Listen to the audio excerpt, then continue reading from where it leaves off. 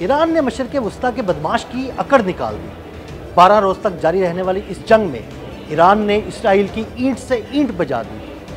ایرانی ballistic missile حملوں میں اسرائیل کو کتنا نقصان اٹھانا پڑا اور اس کی کون کون سی اہم تنصیبات تباہ ہوئیں، آئیے آپ کو تفصیل سے بتاتے ہیں۔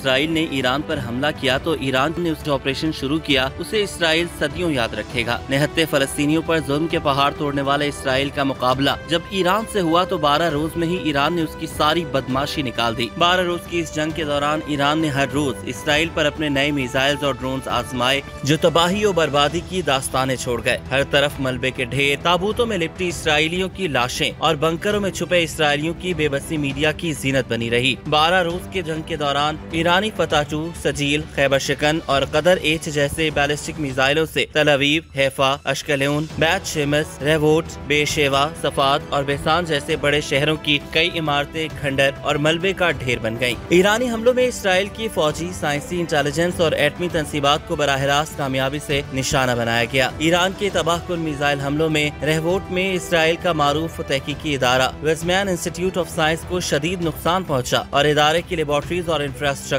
تباہ ہو گیا۔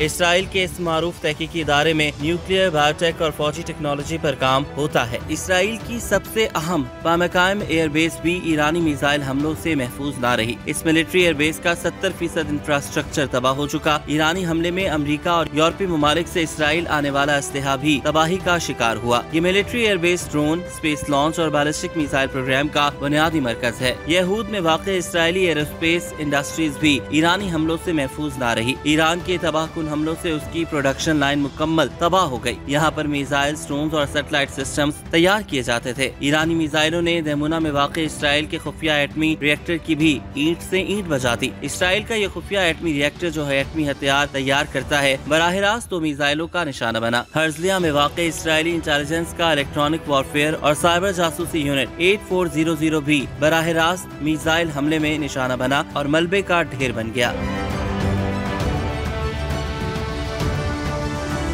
تل ابیب میں واقع اسرائیلی خفیہ ایجنسی موساد کا ہیڈ کوارٹر بھی ایرانی میزائلوں کا براہ راست نشانہ بنا۔ ایرانی میزائلوں سے موساد ہیڈ کوارٹر کا مرکزی دفتر تباہ ہو گیا۔ ایران نے تل ابیب میں واقع اسرائیل کا پینٹاگون کہلایا جانے والا اسرائیل کا سب سے بڑا عسکری اور دفاعی ہیڈ کوارٹر کریا ملٹری بیس کو بھی نشانہ بنایا۔ متعدد ایرانی حملوں میں اس کی بلڈنگ مکمل طور پر ناقابل استعمال ہو گئی۔ اشکلون اور حیفا میں موجود اسرائیل کی گیس اور تیل صاف کرنے کی تنصیبات کو بھی نشانہ بنا کر ایران نے اسرائیل کی توانائی سپلائی لائن کو بری طرح متاثر کیا۔ ایران نے تباہ کن حملوں میں جنوبی اسرائیل میں ایک اسرائیلی پاور پلانٹ کو بھی تباہ کیا، جس کے بعد بجلی کی فراہمی متاثر ہوئی۔ ان 12 روز کے جنگ کے دوران ایران کی جانب سے داغے گئے میزائل صرف اسرائیل کے دفاعی حصار کو ہی نہیں توڑ پائے، بلکہ امریکہ، نیٹو اور مغربی اتحادیوں کے اربوں ڈالرز کے دفاعی نظام کو بھی چیرتے ہوئے اسرائیلی سرزمین تک جا پہنچے۔ یہ میزائل نہ صرف آئرن ڈوم کو ناکام بنانے میں کامیاب ہوئے، بلکہ ان تمام دفاعی رکاوٹوں کو بھی عبور کر گئے جن پر مغرب برسوں سے انحصار کر رہا تھا۔